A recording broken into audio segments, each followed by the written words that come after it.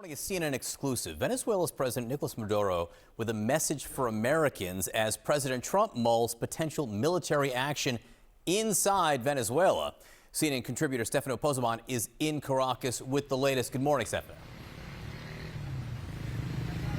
Yes, good morning. I think that the value of the exchange that we had with Venezuelan President Nicolas Maduro yesterday here in Caracas is not on the message that he said, not what he said, because we have heard this type of speech, these messages of peace towards the United States before. But it's the fact that he was out on the street and surrounded by, frankly, regular people, regular Venezuelans and the supporters of his government.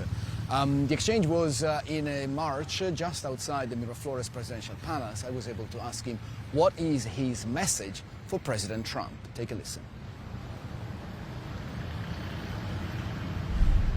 What is your message to the people of the United States, President?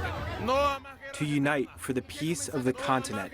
No more endless wars, no more unjust wars, no more Libya, no more Afghanistan. Do you have a message for President Trump? My message is yes, peace. Yes, peace. I think that it's important to highlight the context of that exchange. Maduro is not only the sitting head of state here in this country, but he is also, according to the White House accuses him of being the leader of a narco-trafficking cartel, and they even put a $50 million bounty on his head just a few months ago. For months, we have seen, especially we have heard from the White House, messages of Maduro being afraid, of Maduro being willing to negotiate. I think that yesterday's message from him was frankly a loud catch me, come and get me. I'm here in Caracas surrounded by my people. They didn't want to show that he is afraid just as much as somebody in the White House perhaps wants him to be. And that is why it was so important, I think, for him to be seen outside of the presidential palace for, I think, the first time in a few months, and the first time that he accepted questions from journalists since this new deployment of warships from the United States began up until 3 months ago. All right, Stefano Pozzebon in Caracas for us this morning. Stefano, thank you for your reporting. With us now, CNN's Chief National Security Analyst Jim Sciutto, who's laughing at me right now, and CNN military analyst, retired Colonel Cedric Leighton. Jim, I want to start with you here because you've got new reporting on this, and it's complicated, right? Because the U.S. is involved right now in these active strikes against drug boats, what the administration says are drug boats in the water.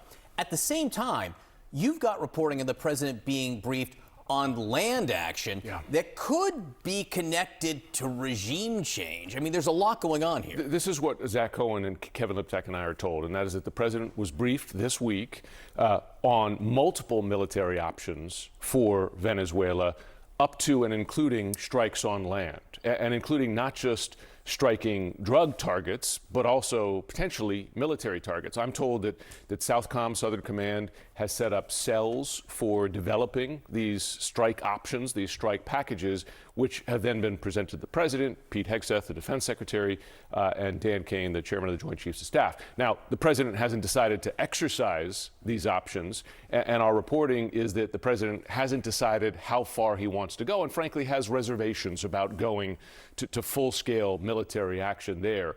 That said, they've at least developed the options for him, and given that range of options, it shows you at least what they're considering, right? And they certainly, with all these pieces in place there, including the biggest warship in the U.S. Navy, right, the Gerald Ford, they have the capability to carry out these options. And again, we're showing these strikes against what the administration says are drug vessels, and this is connected but slightly different than what you're talking about here.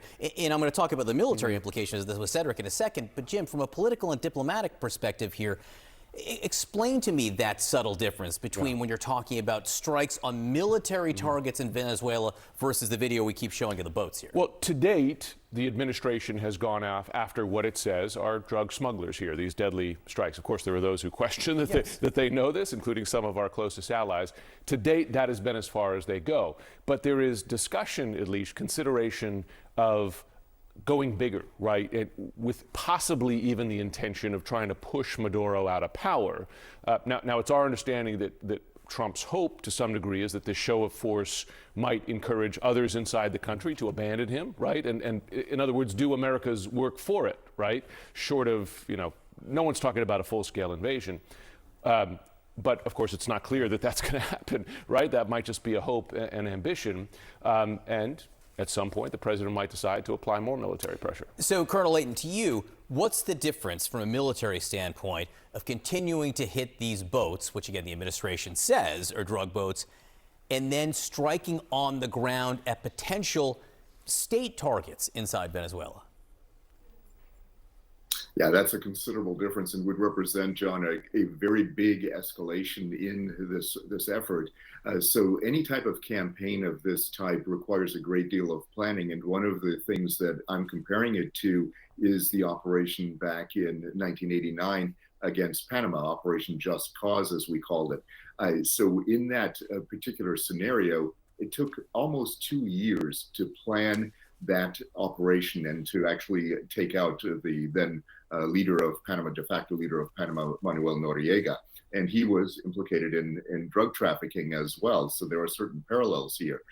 But in that particular case, there were certain precipitating actions on the part of both the Panamanians and the U.S. that led to Operation Just Cause actually being executed. And when it was finally executed, we employed about 26,000 troops to actually make that happen. So when it comes to this particular operation against Venezuela, we see a major buildup, and certainly with the Gerald Ford, making its way toward Venezuela, it's a very big, use of force. About 100,000 tons actually is the weight of that ship. It's going to be a very big show of force, but it really won't be enough to go after that particular country to affect regime change. So it's kind of in line with what Jim and the other colleagues are reporting, and it is a very big effort that would need to be done to even go after the Venezuelan state, and it would definitely be an escalation if that were to happen. Yeah. Jim? Well, just a point on the legal factor here, because as you know, the Trump administration has come up with what it believes to be legal justification for these strikes on drug boats, narco-terrorists, et cetera. Our reporting is that the administration does not yet believe it has the legal justification for military action against the regime. Doesn't mean they won't get there, right? But that is yet another hurdle to get over before the president issues such an order. The legal issues and questions here are so fascinating and in some ways uncharted territory here. And Cedric, just to get to your point, the USS Gerald Ford, which is the country's biggest aircraft carrier in service right now, that's not a weapon you use against these drug boats, correct? That's right. That's exactly right. I mean, it's like taking a sledgehammer to a gnat, and that's that's really the difference when you look at the laws of proportionality to look at the legal aspect of this, just as Jim was doing. The laws of proportionality in warfare really require you to use proportionate force. This is extra proportionate, to say the least, and it's going to really indicate, to me at least, it indicates that there is an effort to do something else besides going after the narco terrorists, that are out there, that are purportedly out there doing this. So they need a lot of intelligence justification, and they need to make the connection both internally to the planning process as well as for the public, that this is actually exactly what the mission is, that they're going after the narco traffickers, and that the Venezuelan state is directly connected to those people. Colonel Cedric Layton, Jim Sciutto in person. Great to see you, as always.